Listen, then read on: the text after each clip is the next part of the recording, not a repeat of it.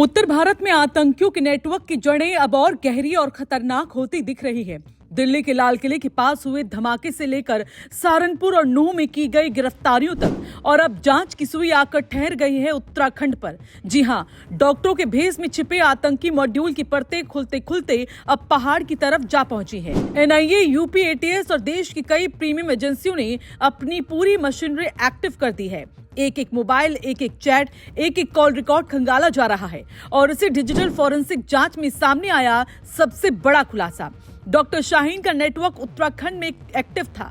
उसके फोन पर लगातार संपर्क में रहने वाले कई लोग उत्तराखंड की लोकेशन पर ट्रेस हुए हैं। कौन है ये लोग? क्या ये सिर्फ जान पहचान थी या फिर कोई गहरी साजिश बुनी जा रही थी?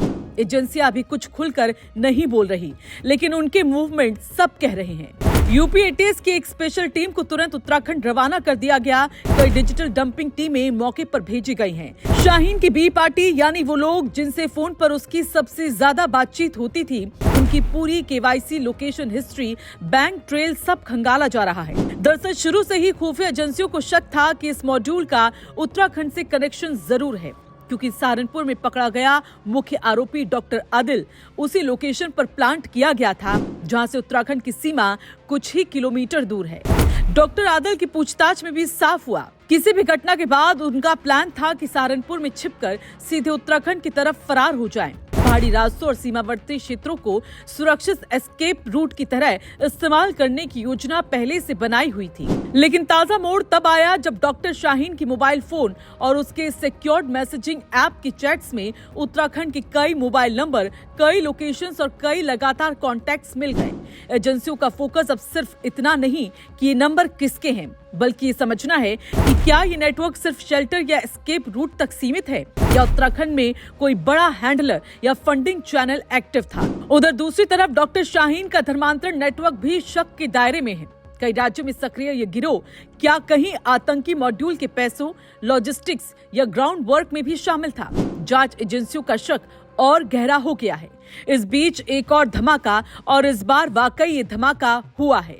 दिल्ली के लाल किले के पास विस्फोट के मुख्य आरोपी डॉक्टर उमर नबी का पुलवामा स्थित मकान सुरक्षा बलों ने देर रात ऑपरेशन में उड़ा दिया। सुरक्षा बलों ने कड़ी कार्रवाई करते हुए पूरा घर विस्फोट कर ध्वस्त किया। जांच में ये भी स्पष्ट हुआ कि विस्फोट वाली i20 कार डॉक्टर उमर ही चला रहा था। देश भर की एजेंसियां इस मॉड्यूल की डॉक्टर फेस को अब ध्यान से देख रही हैं, क्योंकि लगातार सामने आ रहे डॉक्टर की गिरफ्तारी ने जांच का एंगल पूरी तरह बदल दिया है। हरियाणा के नूह में भी बड़ा एक्शन हुआ। एजेंसियों ने शुक्रवार को 2 डॉक्टर सहित 4 लोगों को हिरासत में लिया। पहचान सामने आई सुनहेड़ा गांव का मुस्तकीम, फिरोजपुर झिरका के अहमद दवास गांव का मोहम्मद। इनसे पूछताछ में क्या क्या मिल रहा है ये फिलहाल एजेंसियों ने गोपनीय रखा है, लेकिन सूत्रों की माने तो डिजिटल डिवाइसों से कई संदिग्ध चीजें बरामद हुई है। कुल मिलाकर कहानी सिर्फ एक डॉक्टरी गैंग की नहीं, ये एक interlinked multi state high trade आतंकी मॉड्यूल की परत दर परत खुलती फाइल है, जिसका धागा दिल्ली, सहारनपुर, नूह, पुलवामा से होता हुआ अब उत्तराखंड तक जा पहुंचे हैं। और इसी वजह से एजेंसियां इसे हाई थ्रेट नेटवर्क की कैटेगरी में डाल चुकी है। लेकिन सबसे बड़ा सवाल अब भी वही है, उत्तराखंड में आखिर किससे और क्यों संपर्क में थी डॉक्टर शाहीन? उसका नेटवर्क कितना गहरा और कितना फैला हुआ है? क्या ये मॉड्यूल सिर्फ भागने की योजना तक सीमित था या पहाड़ों में कोई बड़ा ठिकाना तैयार किया जा रहा था? डॉक्टरों के रूप में छुपे इन आतंकियों के पीछे कौन सी बड़ी ब्रेन टीम काम कर रही थी? क्या आने वाले दिनों में इस नेटवर्क का कोई और सिरा सामने आने वाला है? सवाल बहुत है, जवाब तलाशने में एजेंसियां लगी हैं, लेकिन इस कहानी का अंत अभी दूर है। अगर आप चाहते हैं कि इस मामले की हर अपडेट सबसे पहले आपको मिले, तो जाते जाते हमारे चैनल को लाइक, शेयर, कमेंट करें और सब्सक्राइब करना ना भूलें। आपका एक क्लिक हमारी हिम्मत बढ़ाता है और ऐसे मॉड्यूल का सच देश के सामने लाने में मदद करता है।